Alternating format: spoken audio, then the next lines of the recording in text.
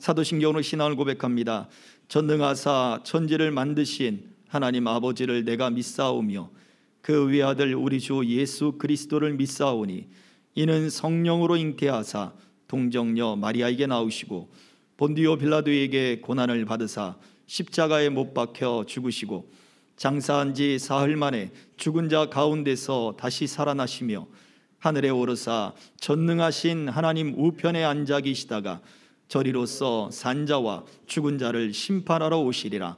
성령을 믿사오며 거룩한 공예와 성도가 서로 교통하는 것과 죄를 사하여 주시는 것과 몸이 다시 사는 것과 영원히 사는 것을 믿사옵나이다. 아멘.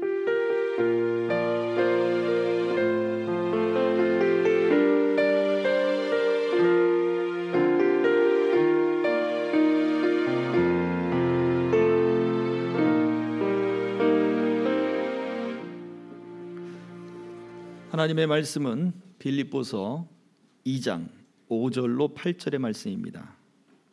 너희 안에 이 마음을 품으라. 곧 그리스도 예수의 마음이니 그는 근본 하나님의 본체시나 하나님과 동등됨을 취할 것으로 여기지 아니하시고 오히려 자기를 비워 종의 형체를 가지사 사람들과 같이 되셨고 사람의 모양으로 나타나사 자기를 낮추시고 죽기까지 복종하셨으니 곧 십자가에 죽으심이라. 아멘. 우리가 최후의 만찬이라고 하는 레오나르도 다빈치의 그런 그림이 있죠. 성만찬을 하는 그러한 예수님의 마지막 모습을 상상으로 그려 놓았습니다. 자, 우리가 생각하는 예수님의 그 성만찬 자리에 예수님은 어떤 자리에 계셨을까요?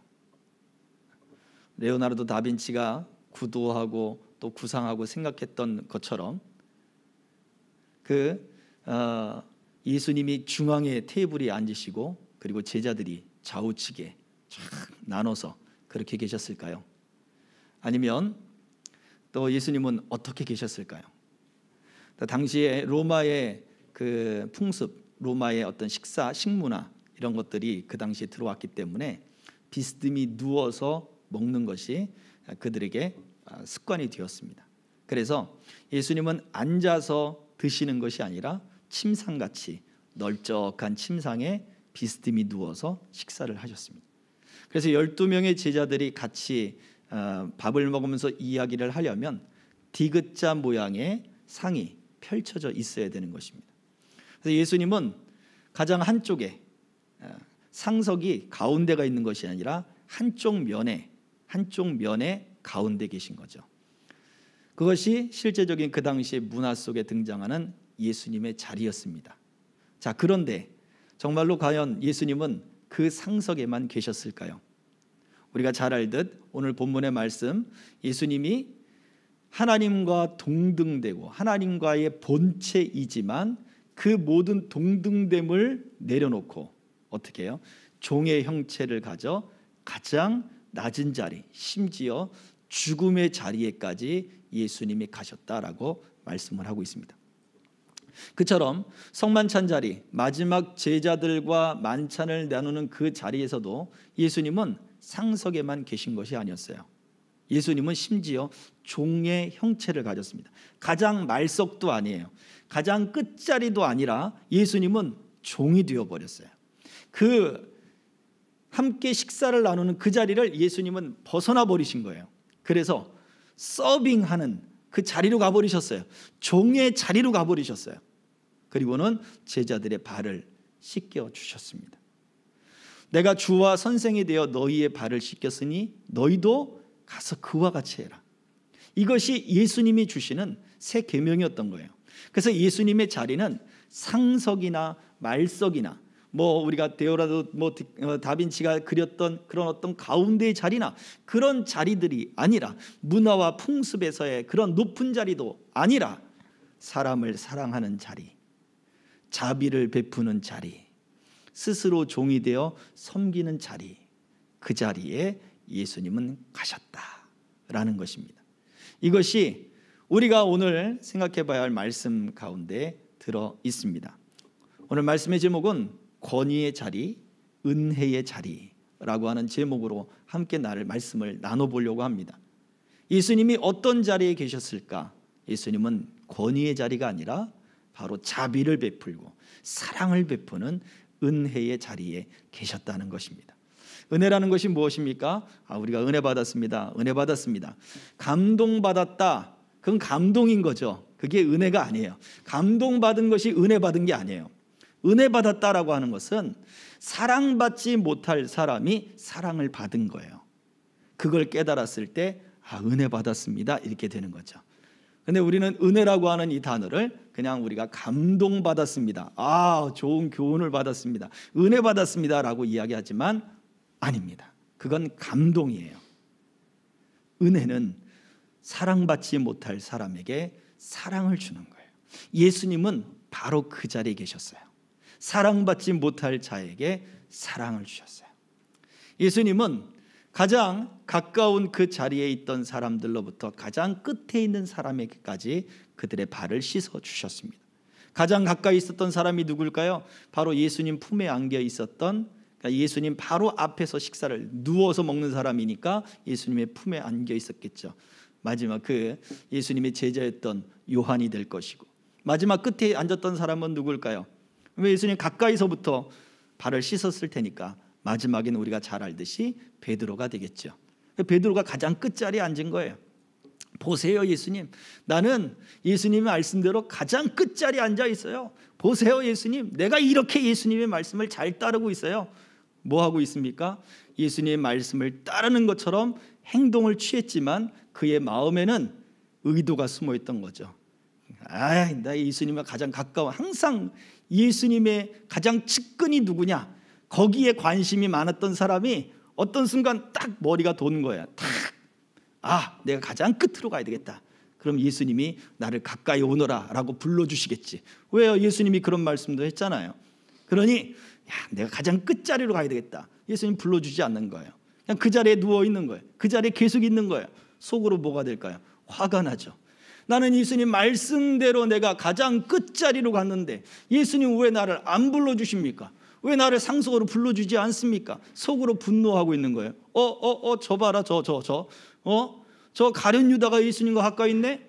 저 봐라, 저 이러면서, 왜요? 예수님이 손을 초에 찍어서 빵을 들어서 손으로 먹여줄 수 있는 위치에 있는 사람이 가룟 유다가 있었거든요. 그러니 베드로가 화가 날 수밖에 없습니다. 그 안에는 그의 겉 행동은 가장 말석에 있었지만 그의 마음은 가장 높은 그 자리에 앉아 있었던 거죠. 자, 어떻습니까? 이것은 은혜가 아닌 거예요. 그러한 제자들에게 예수님이 일일이 그들의 발을 씻어주며 요한으로부터 그리고 가룟 유다 그리고 마지막에 베드로까지 그들의 발을 씻어주는, 사랑받지 못할 사람에게 사랑을 주고 자비받지 못할 사람에게 자비를 베풀어 주는 것, 이게 은혜입니다. 자, 내가 은혜를 깨달았습니다 라고 하는 것은 바로 그런 거죠. 그래서 우리가 권위의 자리, 비록 여기서 얘기하고 있던 베드로는 그의 행동으로는 가장 말석에 앉아 있지만 그는 그 스스로 나는 이만큼 의로워, 나는 이만큼 예수님의 말씀을 잘 따르고 있어, 나는 이만큼 순종하고 있어, 나는 이만큼 겸손해라고 하는 자기 스스로 세워버린 그 권위가 그의 마음 가운데는 가득했음을 볼 수 있는 것입니다. 예수님은 오늘 본문의 말씀처럼 하나님과 본체셨습니다. 그런데 그의 마음도 그의 행동도 자기의 본체됨, 자기의 동등됨을 취하지 않고 다 내버리고 가장 낮은 종의 형체를 취했다. 그리고 그 종의 형체를 취해서 봐라, 내가 너희를 구원하기 위해서 내가 이만큼 희생했어, 내가 이렇게까지 너희를 위해서 내가 모든 것을 버렸어 라고 하지 않고 끝까지 사랑하시는 그 자리에 예수님이 가셨다는 거예요. 그래서 오늘 빌립보서의 오늘 본문의 말씀 속에 2장 5절에 너희는 그리스도 예수의 마음을 품으라 라고 말씀을 해주고 있습니다. 이 예수님의 마음은 권위의 자리가 아닌 바로 은혜의 자리에 계시는 그 마음이었던 것입니다. 과연 저와 여러분들은 어떤 마음과 어떤 자리에 우리가 있습니까? 마태복음 23장의 말씀을 좀 보려고 합니다. 1절의 말씀부터 12절의 말씀까지 볼 것인데요. 그 전에 한번 7절까지의 말씀을 한번 보도록 하겠습니다. 한번 읽어보겠습니다. 이에 예수께서 무리와 제자들에게 말씀하여 이르시되 서기관들과 바리새인들이 모세의 자리에 앉았으니 그러므로 무엇이든지 그들이 말하는 말은 행하고 지키되 그들이 하는 행위는 본받지 말라. 그들은 말만 하고 행하지 아니하며 또 무거운 짐을 묶어 사람의 어깨에 지우되 자기는 이것을 한 손가락으로도 움직이려 하지 아니하며 그들의 모든 행위를 사람에게 보이고자 하나니 곧 그 경문띠를 넓게 하며 옷수를 길게 하고 잔치의 윗자리와 회당의 높은 자리와 시장에서 문안 받는 것과 사람에게 랍비라 칭함을 받는 것을 좋아하느니라. 이것이 바로 바리새인과 그리고 서기관들로 대표되고 있는 바로 지도자들의 모습이다. 랍비라고 인정받는 사람들의 모습이다라고 얘기했어요. 그들이 어디에 앉았습니까? 모세의 자리에 앉았다라고 합니다. 당시 회당에 모세의 자리라고 하는 돌 의자가 있었습니다. 고라신이라고 하는 유적지에서 발견이 됐는데 회당 유적지에서 발견이 됐어요. 모세의 의자라고 하는 돌 의자는 바로 율법을 전하는 사람들이 그 율법을 읽는 사람들이 앉아 있는 자리예요.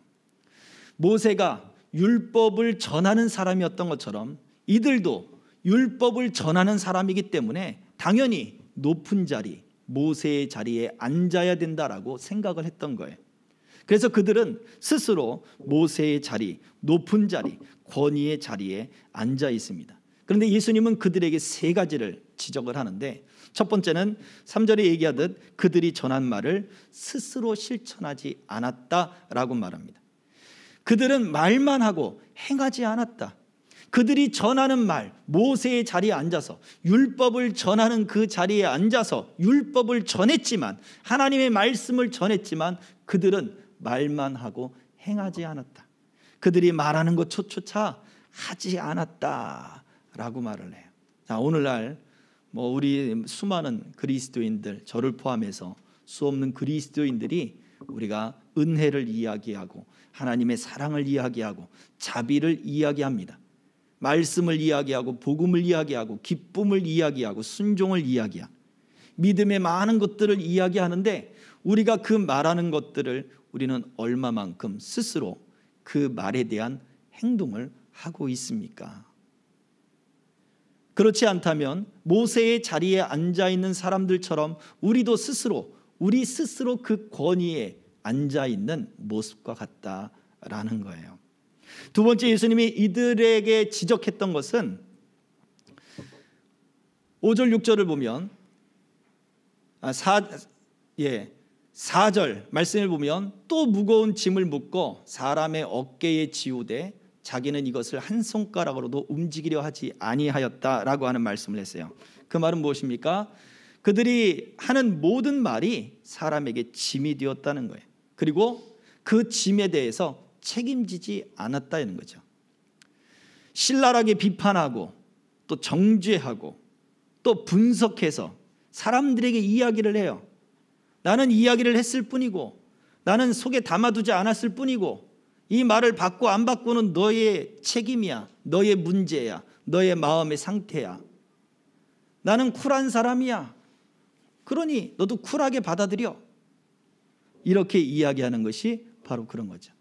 바리새인과 서기관들, 그 당시에 이 각종 지도자들이 이스라엘 백성들에게 하던 모습들은 바로 그랬습니다. 율법을 전하고 율법을 이야기를 하면서 하나님의 말씀을 전하면서 이렇게 하지 않았다, 이렇게 또 왜 어떻게 했다라고 하는 신랄한 비판들을 합니다. 그 수없는 것들이 그들에게는 짐이 되었죠. 수없는 율법들이 그래서 생겨났거든요. 수없는 어떤 제도들이 그래서 생겨났어요. 안식일 날은 몇 킬로를 걷지 말 것이며 또 무엇을 하지 말 것이며, 이런 것들이 왜요? 그것을 넘었다가 혹시라도 율법을 너희가 범할 수 있기 때문이다. 이게 그들의 논리예요. 그래서 수없는 율법의 규례들, 그 율법을 해석하는 규례들이 그렇게 많이 등장을 했다라고 하는 거예요. 오늘날도 여전히 그들에게는 여전히 그러한 율법적 규례들이 제도적으로 남아 있습니다.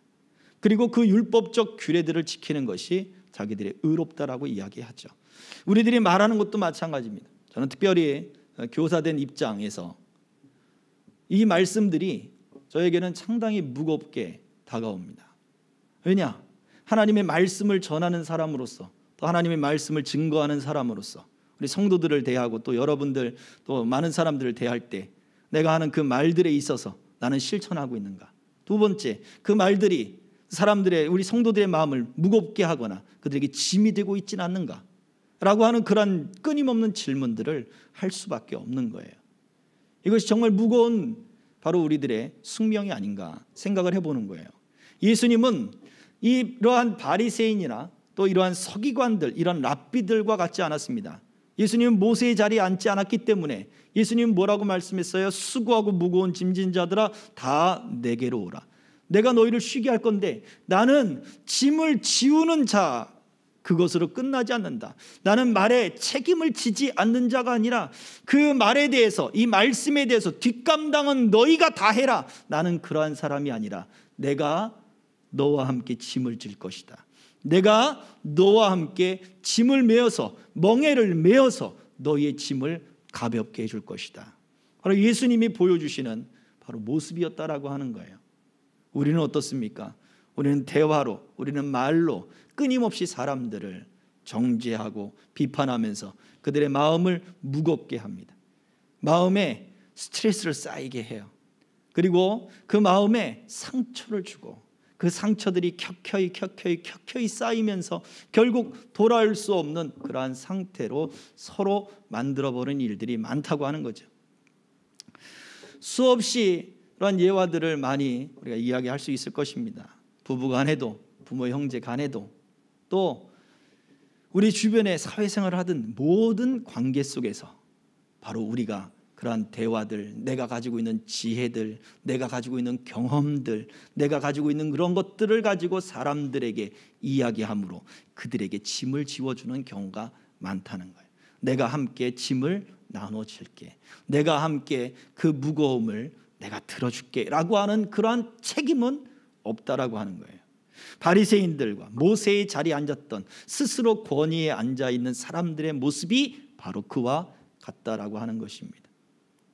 또 세 번째, 이들을 지적하는, 이 마태복음 23장에서 예수님이 그들을 지적하는 것은 그나마 그들이 하는 행동들은 바로 사람들에게 보여주는 행동이었다라는 것입니다. 5절부터 7절까지의 말씀을 함께 봉독하겠습니다. 시작. 그들의 모든 행위를 사람에게 보이고자 하나니 곧 그 경문띠를 넓게 하며 옷수를 길게 하고 잔치의 윗자리와 회당의 높은 자리와 시장에서 문안받는 것과 사람에게 랍비라 칭함을 받는 것을 좋아하느니라. 스스로 시장은 보통 성문 바로 그 거리에 시장이 형성이 되더라고요. 왜냐하면 성문 앞에 사람들이 많이 지나다니거든요. 지금도 예루살렘의 올드시티에 가면 그 성문 바로 그 근처에 엄청난 시장이 형성이 되어 있는 것을 볼 수 있습니다. 항상 복잡해요. 그리고 거기에서는 사람들이 아주 그냥 복잡한, 바로 그곳에서 그들은 선생이라 칭함을 받고 랍비라 칭함을 받고 사람들에게 인사받는 걸 좋아하고, 그들 곳을 지나갈 때 그들이 기도 옷을 입습니다. 기도 옷을 입고 그 다음에 또 기도하는 어떤 그 용품들을 가지고 오는 거죠. 그게 바로 경문의 띠예요. 테필린이라고 이야기하는 그 검은색 띠를 손에 두르고 그리고 이마에 차고, 그리고 기도할 때 바로 그 안에 들으라 이스라엘아, 하나님에 대한, 하나님이 그 신명기 6장에 이야기하고 있는 들으라 이스라엘아, 나는 유일한 너의 하나님이다 라고 하는 그 말씀의 경문을 가지고 말씀을 그 안에 넣고서 그들이 기도하는 거예요. 또 옷수를 길게 한다. 이스라엘 사람 유대인들은 그 옷 끝단에 옷수를 달게 되어 있어요. 청색 실과 흰색 실을 가지고 그 끈을 요만하게 만들어서 끈이 이렇게 끈처럼 달려 있어요. 그것이 그냥 손잡이나 그런 것이 아니라 하나님의 말씀에, 모세의 말씀에 그 수를 달아서 하나님의 백성인 것을 기억하고, 그래서 하나님의 계명을 지켜야 될 것을 기념하기 위해서, 기억하기 위해서 그 옷수를 볼 때마다 그것을 생각나게 하고 하나님의 말씀을 지켜야 될 것을 생각나게 하는 장치예요. 그런데 그 옷수를 길게 해서 땅에 질질 끌리게 한단 말이에요. 나는 이만큼 신앙이 좋습니다. 나는 이만큼 믿음이 좋습니다. 나는 이만큼 하나님께 순종하고 있습니다 라고 하는 그걸 나타낸단 말이에요. 옷에 다는 술조차도 무엇을 보여주고 있어요? 하나님의 말씀. 들으라 이스라엘아, 나는 너희에게 유일한 하나님이니 내 말을 들어라 라고 하는 그 하나님의 쉐마의 말씀, 들으라 하는 그 말씀을 기억하게 하고 생각하게 하는 장치인데, 하나님의 말씀은 듣지 않고 오직 사람들에게 보여주고자 하는 자기들의 경건함의 모습들, 그 어떤 경건함의 장치들을 더 부각시킨다라는 것을 말해주고 있어요. 결국 그들이 하는 행동은 그나마 바리새인들과 서기관들을, 그 모세의 자리에 앉아있는 그 지도자라고 하는 그 사람들이 보여주는 행동은 외식밖에 없다라는 것을 말해줘요. 하나님의 말씀을 듣는 진정한 들음은 그들에게 없었다라는 거죠. 바로 스스로를 높이고 권위의 자리에 앉으려고 하는 그 욕심, 그것이 사람들의 본성 가운데는 가득하다라는 거예요. 자, 결혼 초기에 남편과 아내에 대한 사고방식이 저는 상당히 유연하다고 생각을 했어요. 그래서 사람을 사랑하고 인자하게 대하고 저는 그렇게 생각을 했어요. 그런데 다만 한 가지, 아내라면 이렇게 해야지 남편에게, 이러한 마음이 있었습니다. 그게 권위였던 걸 몰랐던 거죠. 아내가 당연히 이렇게 해야지, 아내가 아침밥을 차려줘야지, 거기에 대해서 바로 그것이 내 스스로 나도 몰랐던 내 안에 쌓아놓았던 바로 권위였던 거죠. 그것이 끊임없이 충족되지 않을 때 충돌을 일으키고 거기에서 그 말로 상처를 주고 서로에게 짐과 스트레스와 그런 아픔들을 계속해서 쌓고 있었던 거예요. 내 안에 있었던 그런 교만들이 바로 그런 것들이에요. 우리 실제 생활 가운데 그렇다는 거예요. 그런데도 여전히 우리는 경건한 것 같고 은혜가 있는 것 같고 내가 하나님을 잘 섬기는 것 같은 그러한 착각 가운데 우리는 빠져 있더라라는 것입니다. 여러분 어떻습니까? 23장 8절의 말씀을 계속해서 읽어보겠습니다. 예수님은 그래서 이렇게 말씀하고 있어요. 읽어봅니다. 시작. 그러나 너희는 랍비라 칭함을 받지 말라. 너희 선생은 하나요 너희는 다 형제니라. 예수님 뭐라고 말씀합니까? 권위는 스스로 만드는 것이 아니다. 너희는 랍비라 칭함을 받지 마라. 너희는 스스로 높이려 하지 말아라. 너희는 다 하나요, 그리고 너희는 다 형제니라 라고 말씀을 하고 있어요. 너희에게 있는 그 선생이 누구냐? 그 다음 절입니다. 9절 10절 말씀 함께 있습니다. 시작.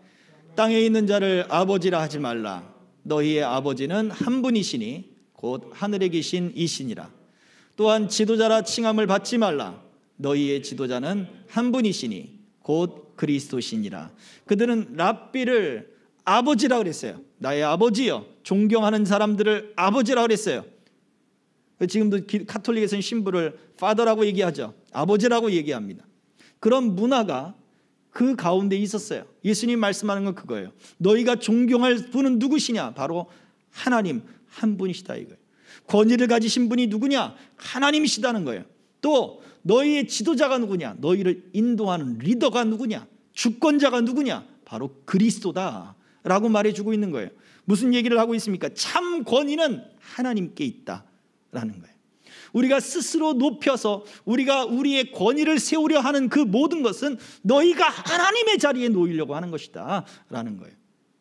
사람을 휘어잡아서 그들을 휘어잡아 이끌려고 하는 그것들이 때로는 어떻게 보면 우리는 리더십이라고 이야기를 하겠지만 그것이 부정적인 모습에서는 하나님의 자리에, 그리스도의 자리에 올라가려고 하는 교만일 수 있다는 이야기를, 경고의 말씀을 해주고 있는 것입니다.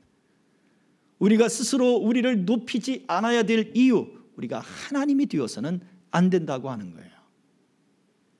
계속해서 예수님은 말씀하셨습니다. 11절과 12절입니다. 같이 읽습니다. 시작. 너희 중에 큰 자는 너희를 섬기는 자가 되어야 하리라. 누구든지 자기를 높이는 자는 낮아지고 누구든지 자기를 낮추는 자는 높아지리라. 아멘. 베드로는 분명히 이 말씀을 들었단 말이에요. 그래서 가장 말석에 갔죠. 그리고는 속으로, 보세요 예수님, 나는 그 말씀대로 가장 말석에 왔어요. 나를 불러주세요. 나 잘했죠. 왜 그런데 저들은, 자식들 예수님 옆에 있다고 너희들은 아무것도 아니야. 너희들은 이제 곧 낮아질 거야. 정작 높아진 사람은 베드로 자신이었던 거죠. 우리의 권위는 우리 스스로를 높이는 것이 아니라 섬기는 데서 생겨나는 것입니다. 우리가 하나님의 자리에 올라가는 것이 아니라 우리가 종의 자리에 갈 때 하나님을 섬기고 하나님을 인정하고 나의 리더이신 예수 그리스도를 인정하는 그 자리에 우리가 놓여질 때 바로 그것이 우리 그리스도인의 자리요, 그것이 우리 그리스도인의 권위인 거예요. 순종과 섬김의 자리. 바로 그것이 은혜의 자리로 우리를 이끌게 합니다. 마가복음 7장 28절에 한 여인이 이렇게 말을 했습니다. 우리 같이 읽어볼까요? 여자가 대답하여 이르되 주여 올소이다마는 상 아래 개들도 아이들이 먹던 부스러기를 먹나이다. 아멘. 우리 잘 아는 말씀이죠. 수로보니게의 한 여인이, 그것도 헬라인 여인이 예수님을 찾아와서 자기의 딸을 고쳐달라고 얘기합니다. 머리를 조아리고 예수님을 불러대고 그 예수님 앞에 계속해서 머리를 조아대고 그렇게 예수님 앞에 머리를 숙이지만 예수님은 쳐다보지도 않다가, 그러다가 예수님이 한마디 한 것이 주인의 상에서 있는 그 개들에게 자녀의 떡을 주는 것이 합당하지 않다라고 말씀을 해버렸습니다. 이 말을 들으면 상당히 기분이 나쁠 수 있습니다. 내가 개라고요? 사람을 개로 표현한 듯한 그런 예수님의 그 말씀이 굉장히 부정적으로 들립니다. 그런데 그 부정적인 것을 살짝 치워놓고 생각을 해보면 굉장히 의미가 있는 말이에요. 왜? 주인의 상이라고 하는 것, 우리가 생각하듯 그런 우리의 네모난 식탁이 아니라 그랬어요. 사람들이 누워 있습니다. 밥을 먹기 위해 누워 있어요. 그때 누가 달려온 거예요? 집에서 기르는 강아지가 쪼르르 달려오는 거예요. 그리고 어디에 앉습니까? 상 아래에 있죠. 주인이 누워 있는데 상 아래에 있는 거예요. 초롱초롱 눈망울을 머금고 약간 슬픈 표정과 함께 귀는 양쪽으로 내려뜨리고 입은 살짝 벌려서 혓바닥을 살짝 내밀었다가 뒤밀었다가 낑낑거리기도 하고 입을 쩝쩝 다지기도 하고 살짝 움직이기도 하고 꼬리를 살랑살랑 치면서 뭐 하고 있는 거예요? 나 주인이 먹고 있는 것 좀 주세요. 그러고 있는 거예요. 여러분, 반려견을 키우시는 분들은 그 모습들을 상상할 수 있을 것입니다. 그것이 상 아래에 있는 개들의 모습이에요. 그러면 주인은 어때요? 저리 가! 하고 때려버립니까? 예수님 말씀 속에 보면 자녀의 떡, 자녀가 먼저 먹고 남는 음식을 주려고 했었는데, 야, 그 순서가 틀렸잖아. 아직 너 먹을 때가 아니야. 기다려. 그래서 또다시 낑낑하면서 눈망울을 이렇게 귀를 쫑긋 내리고 그리고 이렇게 앉아있는 모습을 보면 어떻게 합니까? 주인이 자기가 먹던 빵에서 찢어서 에이 먹어 하고 입에 한 입 주고 기다려 이러는 거죠. 그게 바로 주인의 상에서 떨어지는 부스러기입니다. 무엇이 있어요? 첫 번째, 주인과 반려견과의 애정이 있어요. 반려견은 주인을 향한 신뢰가 있어요. 그래서 그 주인이 바라보는 눈이 서로 마주치는 자리에 앉아 있는 거예요. 사랑받는 존재지 멸시받는 존재가 아니었던 거예요. 나를 개라고? 개의 비유가 아니라 어떻게 보면 예수님의 워드플레이일 수 있는 거예요. 예수님의 진심은 순서가 틀렸다 이걸 말해주고 있지 너는 개다 이걸 말해주고 있는 게 아니에요. 그러나 그 이방인들은 유대인들이 자신들을 개와 같이 여긴다는 걸 알아요. 아주 천한 존재로 여긴다는 걸 알아요. 예수님도 똑같구만 그렇게 생각할 수 있겠지만 예수님은 그게 아니었어요. 순서가 틀리지 않겠느냐. 메인 요리, 너의 줄 메인 요리는 내 아들이, 내 자녀가 먹고 난 다음에 주는 거야. 물론 맞죠. 메인 요리가 순서가 틀리지 않았어요. 그러나 그 상 아래에 앉아있는 그 반려견을 보고 어떻게 해요? 먹다가 찢어서 먹을래? 맛있지? 이렇게 하고 있는 거예요. 그것이 그 반려견에게 주는 그 개 아래, 상 아래에 있는 개에게 부스러기를 주는 바로 그 모습인 거예요. 여인은 그걸 본 거죠. 무슨 얘기를 합니까? 그러므로 말미암아 이 여인이 응답을 받았어요. 문제가 고침을 받았습니다. 이 여인에게 있어서 주인의 상 아래는 은혜의 자리였던 거예요. 보세요. 실제적으로 만약 예수님이 이 여인을 유대인들이 이방인을 생각하듯 그러한 떠돌이 개와 같은 그러한 천한 존재로 여겼다라고 이 여인이 받아들였다면 그냥 그 자리를 뛰쳐 나왔을 것입니다. 특별히 헬라인 여인이라고 기록된 것은 아무래도 그 여인의 신분과 지위가 있지 않았을까 생각을 해요. 그러면 자기의 신분과 지위를 다 던져버리고 자기의 자녀를 구하기 위해서 그 예수님 앞에 나아갔는데 멸시와 조롱과 경멸의 자리가 될 수도 있었잖아요. 그러나 예수님은 안 그랬어요. 아직 이방인에게 복음의 때가 되지 않았다. 너가 먹어야 할 메인 음식을 먹어야 될 너의 때가 되지 않았어. 그럼에도 이 여인은 맞습니다, 주님.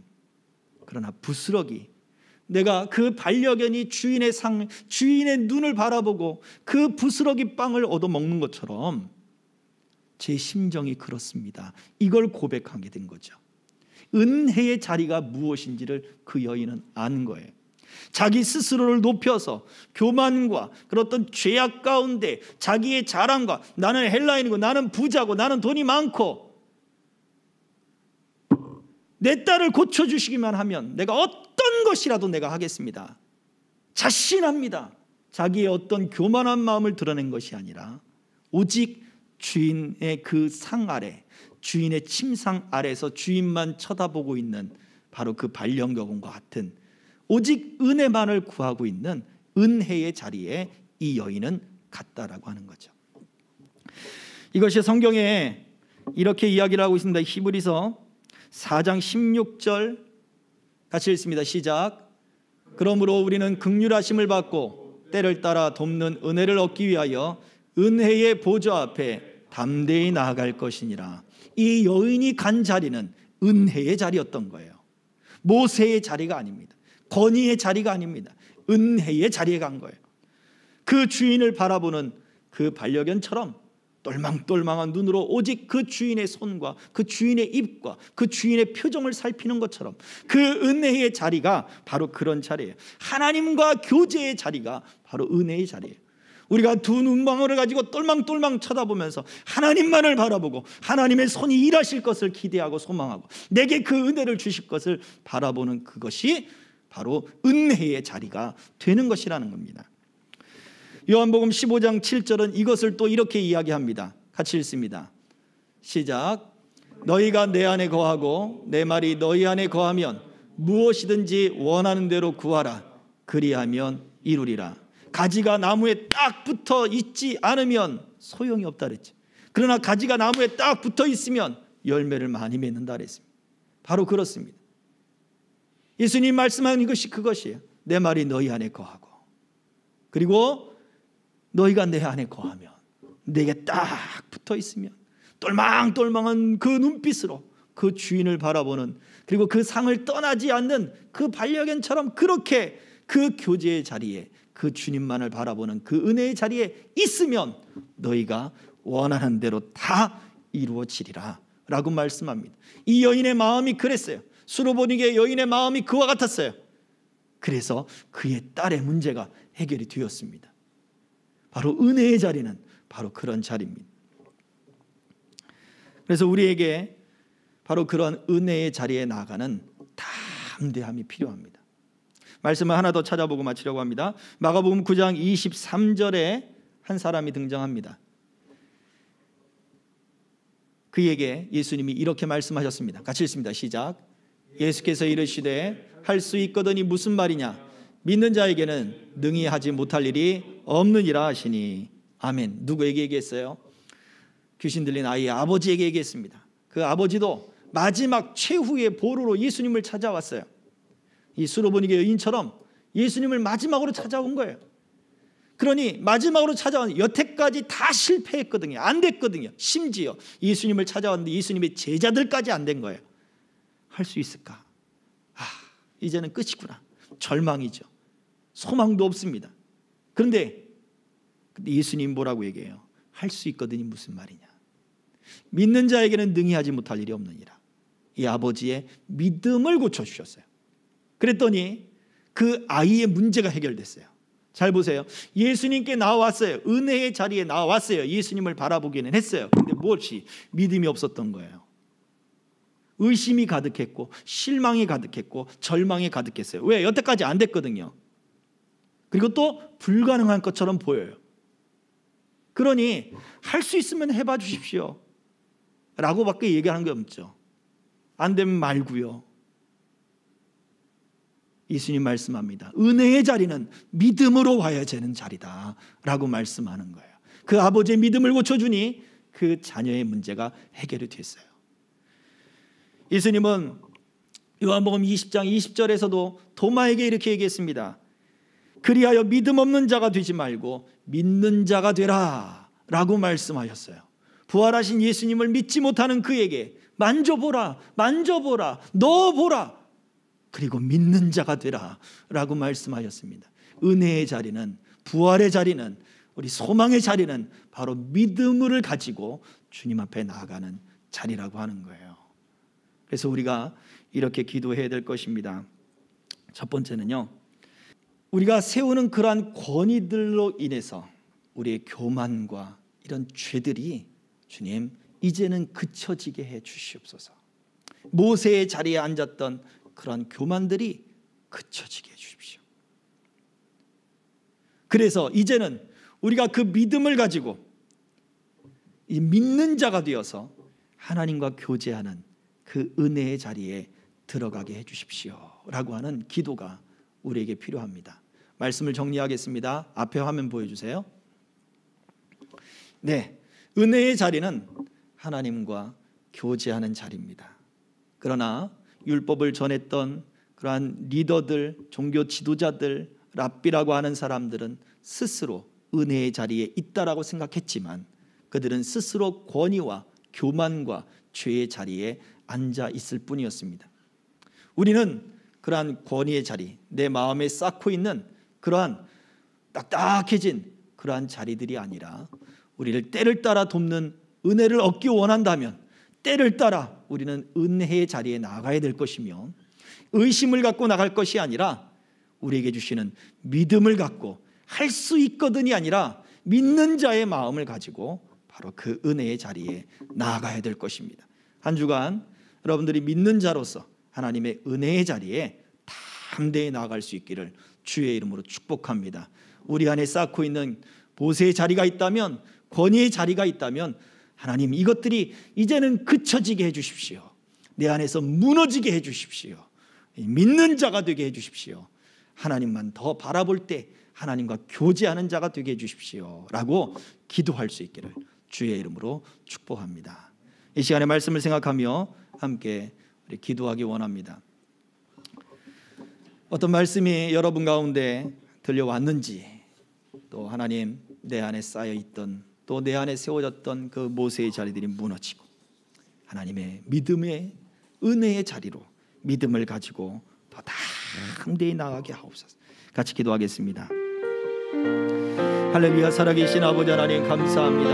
오늘 우리에게 원하시는 그 은혜의 자리가 무엇인지, 하나님 우리가 앉아 있어야 될 자리가 무엇인지, 우리가 서 있어야 할 자리가 무엇인지, 우리가 걸어가야 할 길의 자리가 무엇인지 주님 바로 알게 하여 주시옵소서. 주님, 우리 안에 세워졌던 모세의 자리들, 권위와 스스로 세웠던, 스스로 하나님 딱딱하게 만들었던 모든 권위의 자들이 하나님 무너지게 하시고 이제는 그쳐지게 하시고, 완고함이 그쳐지게 하시고, 아버지 하나님 불신과 의심이 그쳐지게 하시고, 주여 절망과 낙심으로 딱딱해져가는 하나님 믿음의 빛을 잃어져가는 아버지 그런 것들이 다 이제는 그쳐지게 하여 주시옵시고, 주여 할 수 있거든이 아닌 믿는 자의 마음을 허락하여 주셔서 주여 믿음으로 우리가 교제의 자리가 되게 하시고, 그럼에도 불구하고 주님을 붙잡을 때에 아버지 하나님 주의 은혜들이 하나님 임하는 자리가 되게 하여 주셔서, 아버지 하나님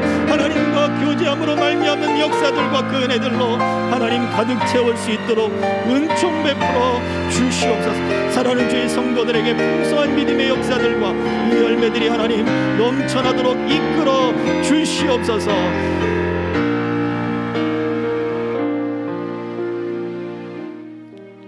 살아계신 아버지 하나님 감사합니다. 우리가 그 은혜의 자리, 그 교제의 자리에 하나님 우리가 있기를 원합니다. 우리가 은혜를 있다, 우리가 그 은혜의 자리에 있다고 생각했지만 우리는 스스로 딱딱해져 버렸습니다. 스스로 높아져 버렸습니다. 스스로 하나님 굳어져 버렸습니다. 주님, 이제는 이 모든 죄악들이 그쳐지게 하시고 믿는 자가 되게 하여 주옵소서. 주님을 바라볼 때 주님의 그 도우심과 주님의 손길과 주님의 그 얼굴을 바라볼 때 아버지 하나님 그 부스러기를 주던 그 사랑처럼 주님, 우리에게도 주님의 사랑과 주님의 자비와 주님의 긍휼이 임하게 하여 주시옵소서. 주의 은혜가 임하게 하여 주시옵소서. 함께 하심을 믿사오니 예수님의 이름으로 기도하옵나이다. 아멘. 우리 함께 찬양 드립시다. 은혜, 모든 것이 은혜입니다.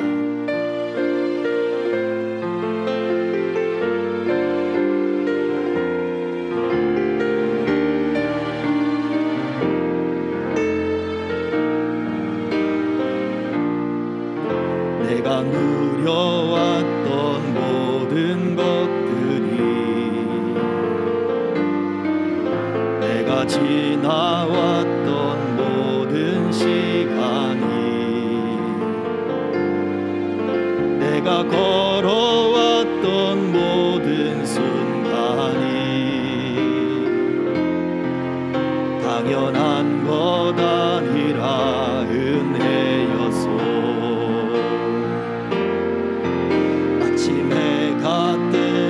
저녁의 노을,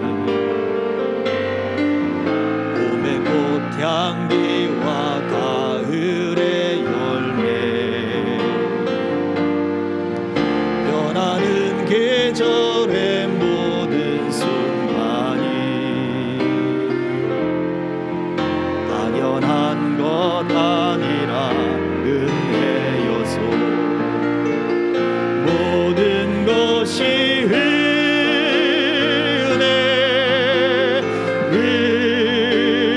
은혜,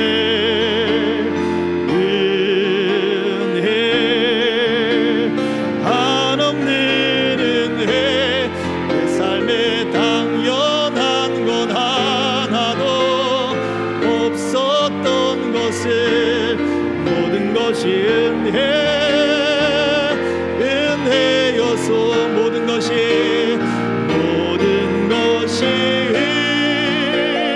은혜, 은혜, 은혜, 한없는 은혜. 내 삶에 당연한 건 하나도 없었던 것을 모든 것이 은혜,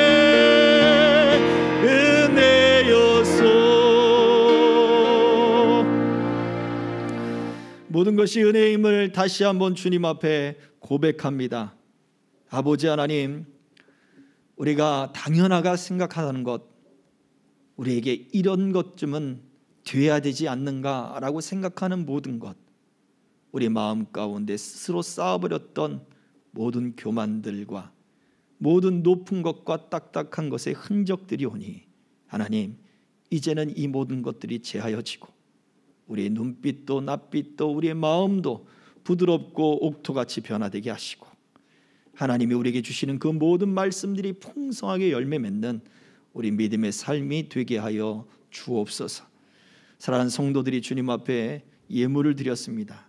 그 은혜를 고백하며 드린 예물을 하나님 복 주시고 받으시고 기뻐 연락하셔서 저들의 삶 가운데 더욱 풍성한 주님의 은혜가 하늘의 신령한 복과 이 땅에 기름지고 풍성하게 하나님 응답되게 하여 주셔서 주를 믿는 그 증거들이 삶 속에 더욱 나타나도록 역사해 주시옵소서.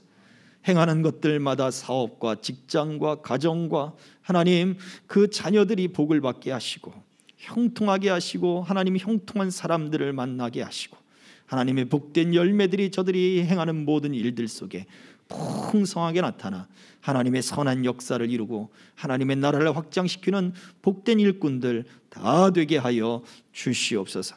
이 물질이 쓰이는 것에 주의 영광과 주의 복된 역사들 교회가 세워지도록 은총 베푸시기를 원하오며 살아계신 우리 구주 예수 그리스도의 이름으로 간절히 기도하옵나이다.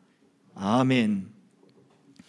지금은 우리의 주 되신 예수 그리스도의 은혜와 예수 안에 있는 우리 아버지 하나님의 그 크신 사랑하심과 우리를 예수께로 우리를 하나님께로 인도하시는 성령님의 내주 교통하심이 오늘 모세의 자리에서 내려와 은혜의 자리에 있기를 소망하는 그 믿음을 간구하며 주님만 바라보는 주의 모든 자녀들 머리 위에 저들의 가정과 생업과 직업과 학업 위에 이 나라 이 민족 위에 우리 교회와 선교사님들 위에 이제로부터 영원토록 항상 함께 있을지어다.